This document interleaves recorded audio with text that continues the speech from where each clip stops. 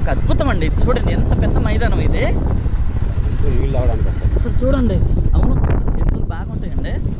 ఋషుల చెరువు చాలా నల్లమలలో one of the biggest lake అనమాట ఇది.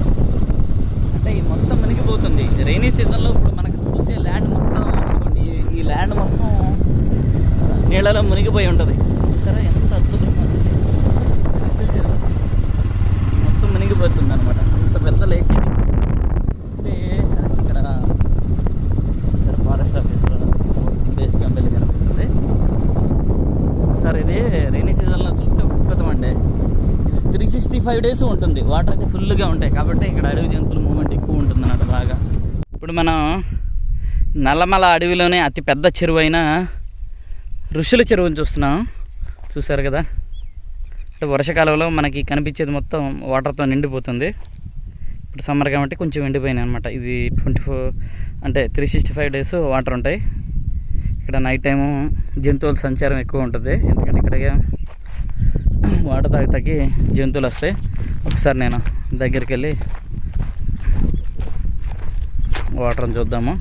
చూసారా, ఋషుల చెరువు ఇది. నల్లమల అడవిలో ఉన్న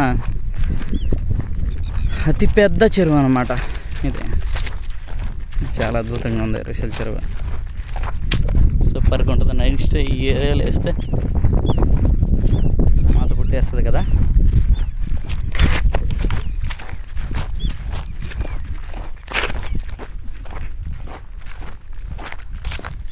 ఇదిగోండి జస్ట్ అడవి జంతువుల అనవాళ్ళు అనమాట. చూసారుగా, ఇది ఋషుల చెరువు.